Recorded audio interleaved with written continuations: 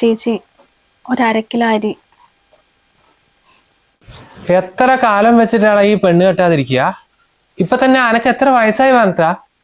ഒന്നില്ലേലും ഈ വയ്യാത്ത അമ്മനെ കൊച്ചിങ്ങനെ ഈ ഓർക്കണ്ടേ? എന്റെ ഇക്ക അതല്ല ഞാൻ ഇങ്ങോട്ട് പറഞ്ഞത്. ആദ്യം അമ്മനെ നോക്ക ഒരു ഹോം നേഴ്സിനെ കൊണ്ടുത്താ.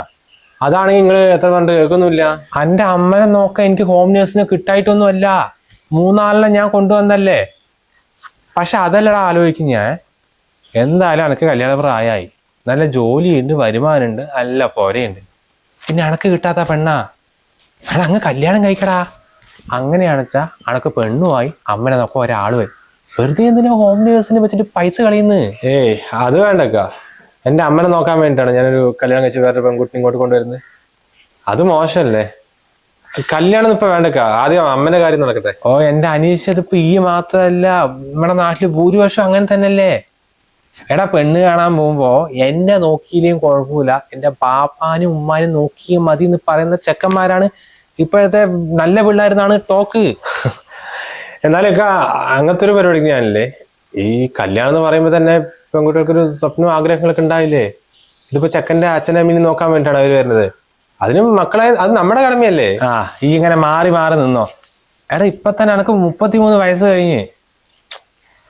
ഇത് ഈ ഹോം നേഴ്സിനെ കിട്ടായിട്ടൊന്നും അല്ല, പക്ഷെ ഈ ഹോസ്പിറ്റലിലൊക്കെ വരുമ്പോഴേ ഒന്നും സ്ഥിരമായിട്ട് അങ്ങ് നിൽക്കുന്നില്ല, അതാണ്. ഇതിപ്പോ സ്ഥിരമായിട്ട് ഒരാൾ വേണം പറഞ്ഞ് വേറൊന്നും കൊണ്ടല്ല, അമ്മയ്ക്ക് അവരുമായിട്ടൊരു കണക്ഷൻ കിട്ടണ്ടേ. ഇതിപ്പോ 1 മാസം ഒരാൾ വരും, അത് കഴിഞ്ഞിട്ട് 15 ദിവസം വേറെ ആളായിരിക്കും. അതാണ് പ്രശ്നം. ഈ പറയുന്ന പോലത്തെ എൻ്റെ അടുത്തൊരു കുട്ടിയുണ്ട്, ഒരു പാവുവാ. ഓളെ കെട്ടിയവൻ മരിച്ചിട്ട് കുറച്ചായുള്ളൂ. ഇപ്പൊ വാടക വീട്ടിൽ ഒറ്റയ്ക്കാണ് താമസം. എന്തായാലും പണി ഉണ്ടെങ്കിൽ പറയണമെന്ന് പറഞ്ഞതാണ്. പക്ഷെ നേഴ്സിംഗ് ഒന്നും പഠിച്ചിട്ടില്ല. അല്ലെങ്കിൽ ഇപ്പൊ വയ്യാത്ത അമ്മന് ഇവിടുത്തെ പണി ചെയ്യാനൊന്നും പഠിക്കേണ്ട ആവശ്യമില്ലല്ലോ. അതാകുമ്പോ സ്ഥിരമായിട്ട് നിൽക്കുകയും ചെയ്യും. ഇനി വേണമെങ്കിലേ ഇവിടെ തന്നെ താമസിപ്പിക്കുകയും ചെയ്യാം. എന്തായാലും ഇക്ക നല്ലൊരാളെ തന്നെ കൊണ്ടുവരാൻ നോക്കി, ശമ്പളം എത്ര ആളും കൊടുക്കാം. എന്തായാലും ഞാനേ ഇന്ന് തന്നെ ഓളെ കാണുന്നുണ്ട്. ഇപ്പൊ വെറുതെ വലിച്ചു കിട്ടിയ കാര്യമില്ലല്ലോ. എന്നാ ശരിയടാ, എന്തെങ്കിലും ഉണ്ടെങ്കിൽ ഞാൻ വിളിക്കാം കേട്ടാ. ശരിയൊക്കെ.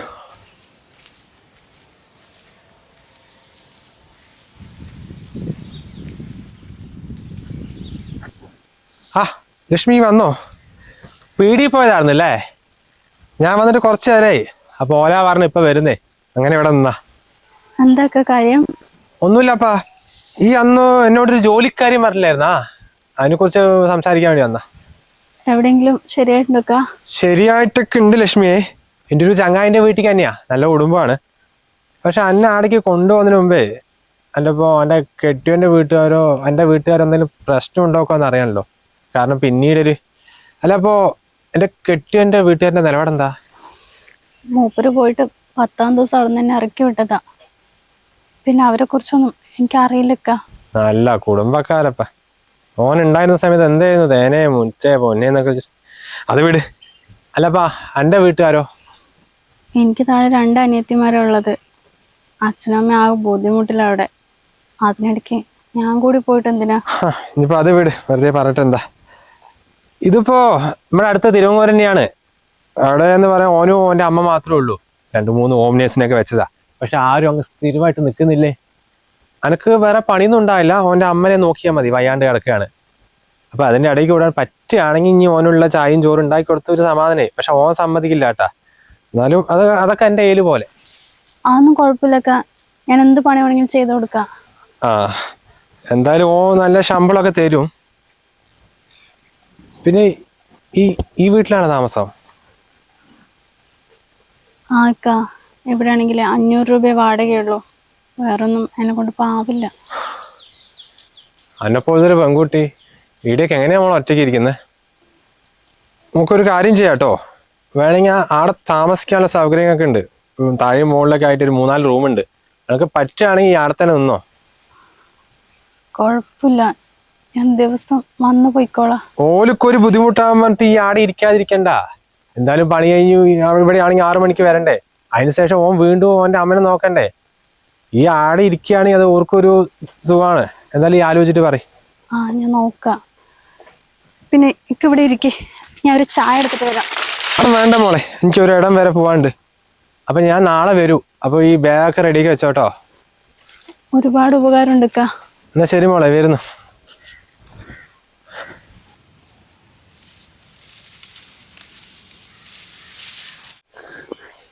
എടാ നീ ഒന്ന് പതുക്കെ പറ, താഴെ ആൾക്കാർ വന്നിരിക്കല്ലേ. ഞാൻ എന്തിനു പതുക്കെ പറയണം? ഇനി മുതൽ അങ്ങോട്ട് നമ്മളെല്ലാരും അനുഭവിക്കാൻ വന്ന കാര്യം ഞാൻ പറഞ്ഞത്. ദാനം ചെയ്യുമ്പോൾ ആലോചിക്കണായിരുന്നു. എന്താണ് എന്താ ഇത്? എന്റെ ചങ്ങായി രാഘവൻ മരിച്ച് 3 ദിവസമായിട്ടുള്ളൂ. ആൾക്കാർക്ക് താഴെ വന്ന് നിൽക്കല്ലേ, അതിന്റെ ഇടയിൽ കൂടി രണ്ടാം കൂടി ഇവിടെ കച്ചറ കൊടുന്ന്. അല്ല ഇപ്പൊ എന്താ ഇങ്ങടൊക്കെ പ്രശ്നം? എന്റെ ഇക്ക മൂപ്പര് പോയത് എനിക്ക് ഇപ്പോഴും വിശ്വസിക്കാൻ പറ്റുന്നില്ല. അതിനിടയ്ക്ക് അങ്ങേരെ കുറിച്ച് ഇവരെന്തൊക്കെയാ പറയണെന്നറിയോ? അനക്ക് എന്താടാ ജീവിച്ചിരിക്കുമ്പോ ഒന്നും അറിയിക്കാണ്ട് പൊന്നു പോലെയല്ലേ ഓൻ വളർത്തിയേ. എന്നിട്ട് ഇപ്പൊ എന്റെ ചങ്ങായി കുറിച്ച് ഈ എന്താ പറയുന്നത്? ചെയ്തതൊക്കെ ശരിയായിരിക്ക, പക്ഷെ ഇനി മുന്നോട്ട് ഞങ്ങൾ എന്താക്കോ? എന്റെ പഠിപ്പായിട്ടുണ്ടാ? അനിയത്തി മെഡിസിനാ പഠിച്ചുകൊണ്ടിരിക്കുന്നത്, പിന്നെ ഈ വീടിന് ലോണും ഉണ്ട്. ഇതൊക്കെ ഇപ്പൊ എന്റെ തലയിലായില്ലേ. നാട്ടുകാരെ സഹായിച്ച് നടക്കുന്ന സമയത്ത് കുറച്ച് സേവിങ്സ് ഉണ്ടാക്കണമായിരുന്നു. വർത്താനം നോക്ക്. എടാ ഞാനിപ്പോ ഒരു കെട്ടിയോൻ മരിച്ചൊരു പെൺകുട്ടിന്റെ വീട്ടിൽ നിന്ന് വരിക.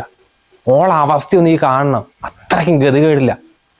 അങ്ങനത്തെ അവസ്ഥയൊന്നും എൻ്റെ അച്ഛൻ ഉണ്ടാക്കി വെച്ചിട്ടില്ലല്ലോ. എൻ്റെ ഇക്ക ഈ കുടുംബം ഇനി അങ്ങനെ തന്നെയല്ലേ ആകാൻ പോകുന്നത്. ലോൺ അടച്ചില്ലെങ്കിൽ വീട് ജപ്തിയല്ലേ. ഞങ്ങൾ രണ്ടാളെ പഠിപ്പം മുടങ്ങും. പിന്നെ അവരും ഞങ്ങൾ തമ്മിൽ എന്ത് വ്യത്യാസം ഉണ്ടാകുക? എന്താണ് ഈയൊക്കെ രാഘവനെ കുറിച്ച് ധരിച്ചു വെച്ചിരിക്കുന്നത്? അല്ലോ ഷേ, ഓൻ എൻ്റെ അടുത്തൊരു ഇൻഷുറൻസിന്റെ പേപ്പർ തന്നിട്ടില്ലായിരുന്നോ? അതേടെ? അത് അലമാരയിലുണ്ട്. അതെന്തിന്റെയാന്നാ ഈയൊക്കെ വിചാരിച്ചിരിക്കുന്നേ? എന്തിന്റെയാന്നൊന്നും അറിയില്ല, സൂക്ഷിച്ചു വെക്കാൻ പറഞ്ഞിട്ടുണ്ടായിരുന്നു. എന്നാ കേട്ടോ, അതൊരു ടേം ഇൻഷുറൻസിന്റെയാണ്. ഞങ്ങൾ രണ്ടാളും ഒരുമിച്ചാ എടുത്തത്. അതെന്താ ബഷീർക്ക? രാഘവൻ പെട്ടെന്ന് കുഴഞ്ഞു വീണ് മരിച്ചു പറഞ്ഞിട്ടേ എൻ്റെ തലയിലൊന്നും പ്രാരാബ്ധമാക്കിയിട്ടല്ല ഓൻ പോയത്. 2 കോടി വരെയൊക്കെ നഷ്ടപരിഹാരം കിട്ടുന്ന ഇൻഷുറൻസ് അവൻ എടുത്തേ. ഇപ്പൊ അനക്കൊക്കെ സമാധാനായടാ. അയ്യോക്ക, ഇതൊന്നും ഞാൻ അറിഞ്ഞിട്ടില്ലായിരുന്നു കേട്ടോ. സ്വന്തം അച്ഛനെ മനസ്സിലാക്കാൻ പറ്റാത്തൊരു മകൻ. പറയുകയാണെങ്കിൽ മാസം 400-500 മുതൽക്ക് പ്രീമിയം സ്റ്റാർട്ട് ആകുന്നുണ്ട്. ആ ലക്ഷ്മിയുടെ കെട്ടിയാന് ഇത് ആദ്യം ഒന്ന് എടുത്തു വെച്ചാണെങ്കിലോ ഓക്കറ്റ ഈ ഒരു ഗതി വരികയായിരുന്നു. പക്ഷെ എൻ്റെ അച്ഛൻ എല്ലാം മുൻകൂട്ടി ചിന്തിക്കുന്ന ആളാ. അല്ല എന്നാലും അച്ഛനത്തൊക്കെ എങ്ങനെയാ എടുത്തേ? നമ്മുടെ വിനോദേട്ടൻ്റെ അടുത്തുനിന്നാ? ഇതിന് ഏജന്റിന്റെ ആവശ്യമൊന്നുമില്ല. നമ്മുടെ വീഡിയോന്റെ ഡിസ്ക്രിപ്ഷനിലും കമന്റ് ബോക്സിൽ ഒരു ലിങ്ക് ഉണ്ട്. അല്ലെങ്കിൽ പിന്നെ അതായി കാണുന്ന QR കോഡിൽ സ്കാൻ ചെയ്താലും മതി. അവിടെ പോയാൽ നിങ്ങൾക്ക് ഒരു 10-50 പരം കമ്പനികളുടെ പ്ലാനുകൾ കാണാം. അതിൽ നിങ്ങൾക്ക് ഇഷ്ടമുള്ളത് സെലക്ട് ചെയ്യാൻ പറ്റും. അതും 15% വരെ ഡിസ്കൗണ്ടോട് കൂടി. ഈ തിരക്കൊക്കെ കഴിഞ്ഞിട്ട് അങ്ങോട്ട് പറയാന്ന് വിചാരിച്ചതാ. എന്തായാലും പൈസയൊക്കെ എനിക്ക് പെട്ടെന്ന് കിട്ടണ്ടാ. അതിൽ ഈ ബേജാറാകൊന്നും വേണ്ട. എന്തായാലും ഇപ്പൊ രണ്ടാളും താഴോട്ട് വരി.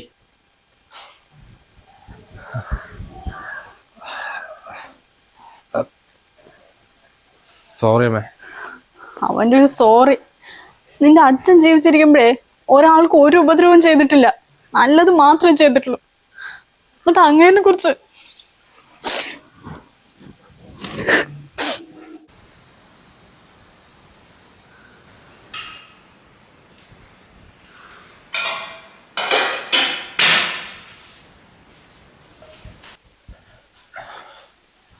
അതെ, താനിവിടെ എല്ലാ പണിയും ചെയ്യണമെന്നില്ല കേട്ടോ. അമ്മന്റെ കാര്യം മാത്രം നോക്കിയാൽ മതി. ഇതൊക്കെ ഞാൻ ചെയ്തോളാം. അത് സാരില്ല, ഞാൻ ചെയ്തോളാം. പിന്നെ താനിവിടെ നിൽക്കുന്നതുകൊണ്ട് തന്റെ ഭർത്താവിന്റെ വീട്ടുകാർക്കോ തന്റെ വീട്ടുകാർക്ക് എന്തെങ്കിലും പ്രശ്നം ഉണ്ടാവോ? പിന്നെ തനിക്ക് പറ്റിയില്ലെങ്കിൽ ഇവിടെ തന്നെ നിൽക്കണമെന്നൊന്നുമില്ല കേട്ടോ. ബഷീർക്ക് പറഞ്ഞത് നോക്കണ്ട. വേറെ ഒന്നുമല്ല, അമ്മയ്ക്ക് രാത്രി ആകുമ്പോൾ കുറച്ച് വേദന കൊടുക്കും. അതും കുഴപ്പമില്ല, ചൂടെടുത്ത് ഒപ്പിക്ക് കൊടുക്കും. അത് ഞാൻ തന്നെ ചെയ്തോളാം. പോയി വരാൻ പറ്റുകയാണെങ്കിൽ അങ്ങനെ ചെയ്താൽ മതി. നിങ്ങൾക്ക് കുഴപ്പമില്ലെങ്കിൽ ഞാൻ ഇവിടെ തന്നെ നിന്നോളാം. താൻ നിൽക്കാൻ നമുക്കൊരു ബുദ്ധിമുട്ടൊന്നുമില്ല. പിന്നെ മുകളിലൊരു റൂമുണ്ട്, ഞാൻ അത് വൃത്തിയാക്കി വെച്ചിട്ടുണ്ട്. താൻ അത് യൂസ് ചെയ്തോട്ടോ. ശരി.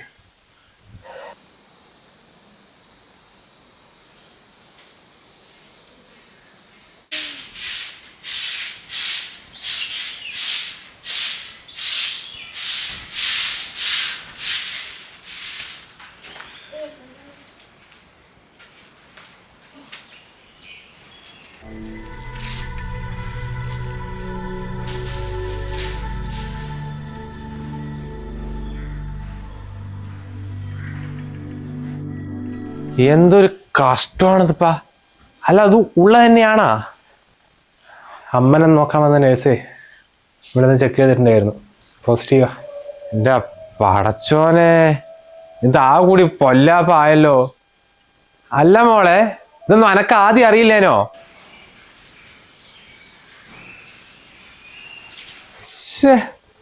ഇനിയിപ്പൊ ഇതിന്റെ പേരിൽ ഇവിടെ എന്തൊക്കെ കച്ചറ ഉണ്ടാവുന്ന അനക്കറിയോ? എന്റെ ബഷീർക്ക്, നിങ്ങൾ അവളെ ചീത്ത പറഞ്ഞിട്ട് എന്താ കാര്യം? അത് ഈ സമയത്ത് ഇന്റെ സത്യാവസ്ഥ നമുക്ക് മാത്രമല്ലേ അറിയുള്ളൂ. ഒന്നാമത് ഓളം കെട്ടിയോ മരിച്ചിട്ട് 1 മാസം പോലും ആയിട്ടില്ല. ഈ ആണെങ്കിൽ കല്യാണം കഴിച്ചിട്ടില്ല. പടച്ചോനെ, ഈ നാട്ടുകാർ എന്താ പറഞ്ഞുണ്ടാക്കുക? ഇപ്പൊ ഞാൻ എന്നെ പെടുത്തിയ പോലെ ആയില്ലേ. നിങ്ങൾ ആ കാര്യത്തിലൊന്നും ടെൻഷൻ അടിക്കേണ്ട ബഷീർക്ക. അതൊക്കെ നോക്കി ജീവിക്കാൻ പറ്റുമോ? പിന്നെ ഈ നാട്ടുകാരെ കാര്യം നിങ്ങൾ നോക്കണ്ട കേട്ടോ.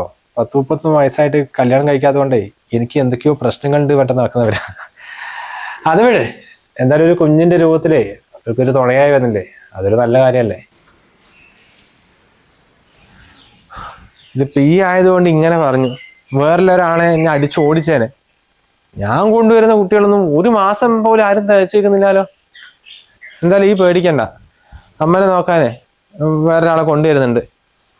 മോളെ, ആ ഒരു ദേഷ്യത്തിൽ എന്തോ പറഞ്ഞു പോയതാട്ടോ, മനസ്സിലൊന്നും വെക്കണ്ട. ഈ ഒരു കാര്യം ചെയ്യ്, പോയി എൻ്റെ ബാഗെല്ലാം എടുത്ത് വാ, എന്നെ വീട്ടിൽ കൊണ്ടാക്കാം.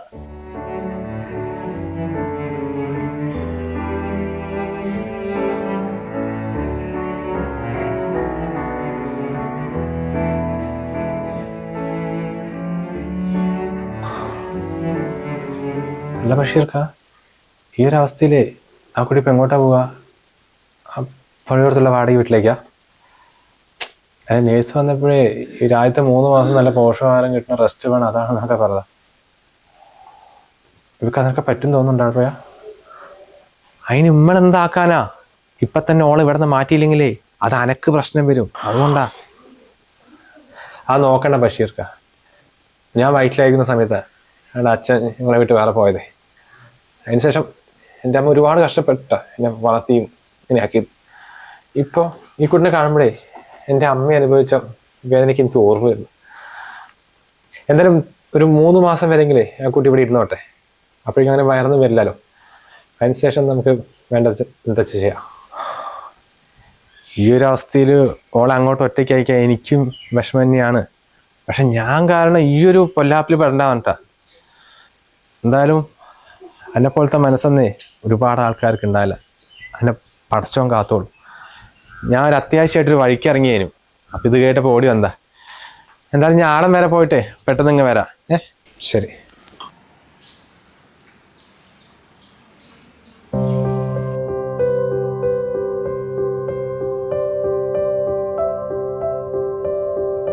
എന്താ കുട്ടി നീ ചെയ്യുന്നത്? നിന്നോട് എത്ര പറഞ്ഞാലും മനസ്സിലാവുന്നില്ലേ? അമ്മന്റെ കാര്യം മാത്രം നോക്കിയാൽ മതി. ഇതൊക്കെ ഞാൻ ചെയ്തോളാം. രാവിലെ എനിക്ക് അടിക്കുന്നു, തുടയ്ക്കുന്നു. മോളെ, നീ പ്രഗ്നന്റ് ആണ്. അത് സാരല്ല, ഇപ്പൊ 3 മാസം കഴിഞ്ഞില്ലേ, ഇനിയിപ്പോ ചെറിയ രീതിയിലൊക്കെ പണികൾ ചെയ്യാം. ചെറിയ പണി. അനീഷേ, ബഷീർക്കാണല്ലോ. നീ ഏതാ അവിടെ? എന്താ ബഷീർക്ക രാവിലെ അല്ലേ? അല്ല വന്നേ, അത് കയറിയിരിക്കേ. അകത്തൊന്നും കയറാൻ നിൽക്കുന്നില്ല. ഒരു അത്യാവശ്യ കാര്യം പറയാൻ വേണ്ടി ഓടി വന്നതാ. അതാ ബഷീർക്ക് അത്രയും അത്യാവശ്യമായിട്ടുള്ളൊരു കാര്യം. അതെന്നെ കെട്ടിയോള് ഖദീജയെ ഇന്നലെ വെങ്ങളത്ത് ഒരു കല്യാണത്തിന് പോയിന്.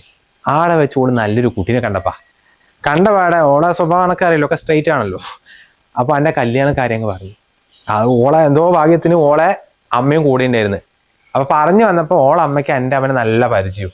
അപ്പൊ ഓള് എന്നെ പറ്റി നല്ല വിശദമായി പറഞ്ഞപ്പോ എൻ്റെ കാര്യത്തിൽ ഓൾക്ക് നല്ലൊരു ഇൻട്രസ്റ്റ്.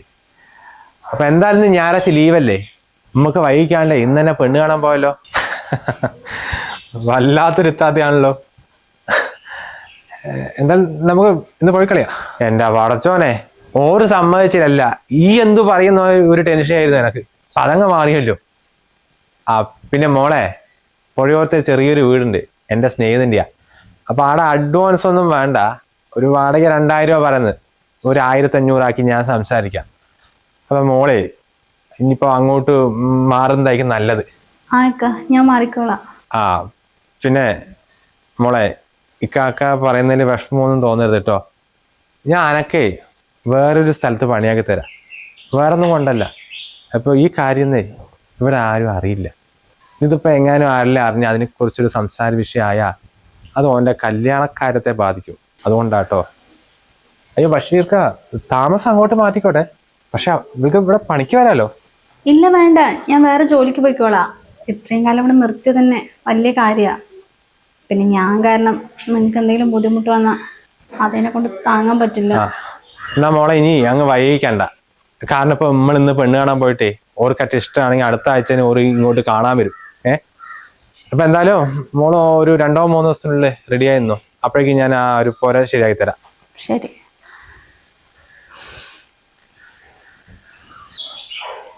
അതൊന്നും കാര്യമാക്കണ്ട.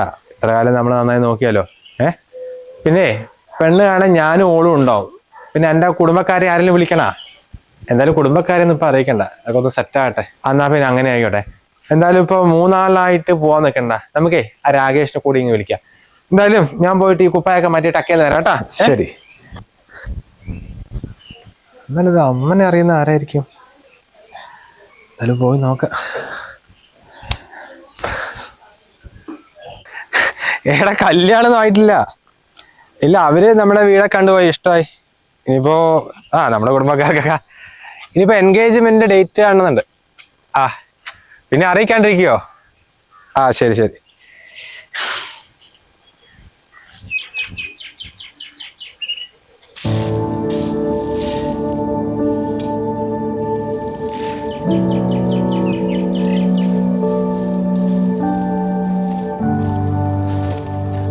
ലക്ഷ്മി,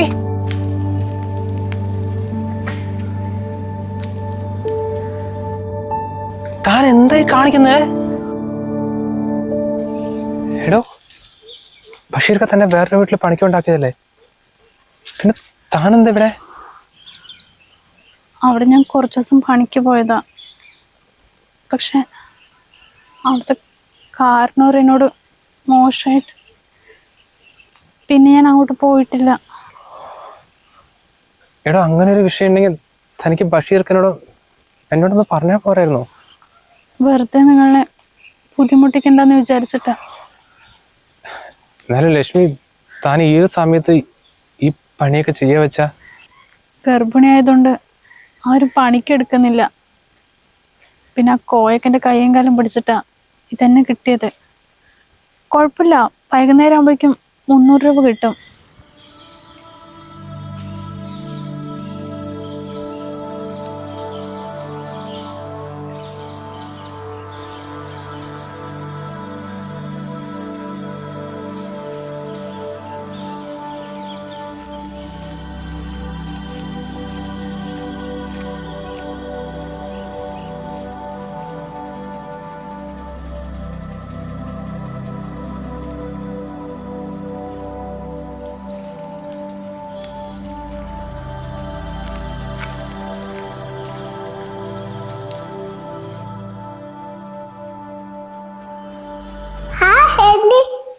എവിടെ പോയി? അത് ശരി, അമ്മയും മോനോട് ഇവിടെ കഥ പറഞ്ഞിരിക്കുക. കുഞ്ഞിസേ വാ, വാടെ സത്യ. ലക്ഷ്മി, സമയം കളയാൻ നിൽക്കണ്ട, 6 മണിക്കാ ഷോ. വാ.